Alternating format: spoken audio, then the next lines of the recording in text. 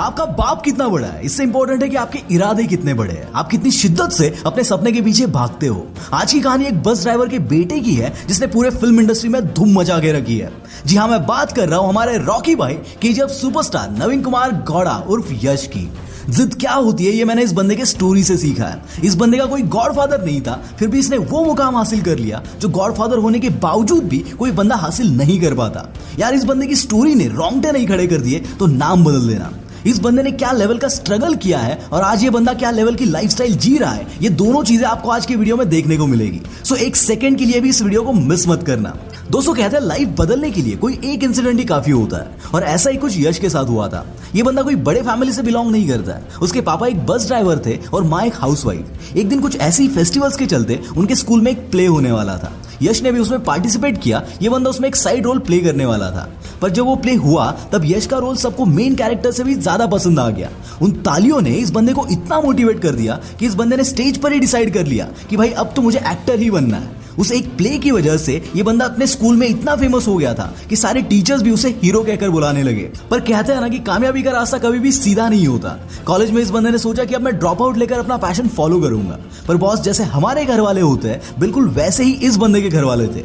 उन्होंने यश को जोरदार अपोज किया और अपनी डिग्री कंप्लीट करने का हुक्म सुनाया, क्योंकि ये लोग चाहते थे कि यश यानी कि हमारे रॉकी भाई गवर्नमेंट एम्प्लॉय बने। अब बंदा कितना भी जिद्दी क्यों ना हो, पर माँ बाप के जिद के आगे कभी ना कभी झुकना ही पड़ता है। अपने पेरेंट्स के खातिर यश ने अपना ग्रेजुएशन तो कंप्लीट कर लिया, पर फिर भी उनके पेरेंट्स यश के एक्टर बनने के सपने को लेकर खुश नहीं थे। और इस बार यश ने अपने पेरेंट्स के साथ झगड़ा करके उनको अल्टीमेटम दिया कि अब घर वापस आऊंगा तो एक्टर बनकर ही आऊंगा, वरना नहीं आऊंगा। तब उनके पापा ने एक शर्त रखी थी कि तू बैंगलोर जाएगा तो किसी भी रिलेटिव्स के घर पे नहीं रुकेगा। पापा की बात मानकर 300 रुपए जेब में लेकर ये बंदा बैंगलोर आ गया। शुरुआत में तो कोई काम नहीं मिला, पर कुछ दिनों बाद बैंगलोर में ही यश ने बिना का ड्रामा ट्रूप नाम की एक नाटक मंडली ज्वाइन की, जहां पर यश को बैक स्टेज पर काम करना पड़ता था, जैसे कि चाय बिस्कुट लाना, स्टेज ठीक करना वगैरह वगैरह।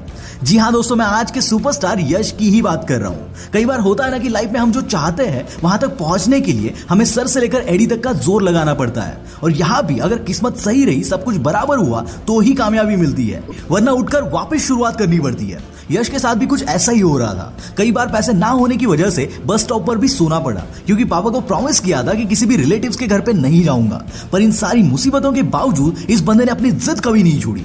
धीरे धीरे ये बंदा फिल्म इंडस्ट्री से फेमिलियर होता गया और उसे प्लेस में भी काम मिलने लगा। दिन बीतते गए, चीजें समझने लगी, कॉन्टैक्ट्स बढ़ते गए, एक्टिंग सुधरती गई, और उसी टाइम पे यश को नंदा गोकुला नाम की टीवी सीरियल ऑफर हुई।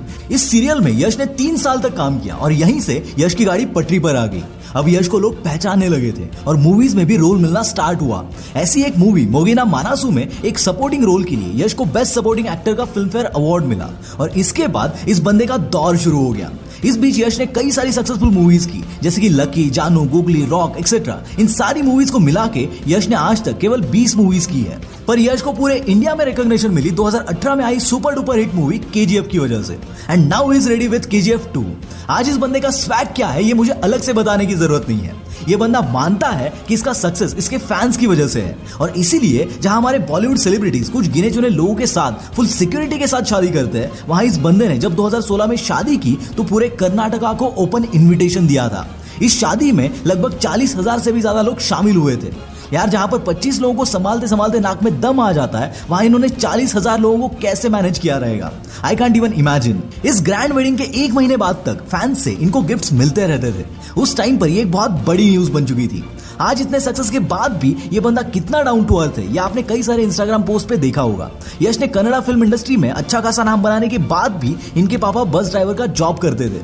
जब एक रिपोर्टर ने उनसे पूछा कि अब तो आपका बेटा इतना सक्सेसफुल है, फिर भी आप ये जॉब क्यों करते हो, तब उनके पापा ने कहा था कि यश अपना काम कर रहा है और मैं अपना काम कर रहा हूँ। इस पर राजा मौली ने भी यश के डैड की तारीफ की थी। दोस्तों, ये 1-2 इंसिडेंट्स बताने के पीछे का मकसद सिर्फ इतना है कि आजकल लोग थोड़ी बहुत कामयाबी मिली नहीं तो दूसरों को नीचा दिखाना स्टार्ट कर देते हैं। वहीं पर कुछ ऐसे लोग होते हैं जो आसमान तक पहुंचने के बाद भी जमीन से जुड़े रहते हैं। इसलिए मेहनत इतनी करो कि लोग आपको देख के मोटिवेट हो जाए, और इतना डाउन टू अर्थ रहो कि हर कोई दिल से आपकी इज्जत करे।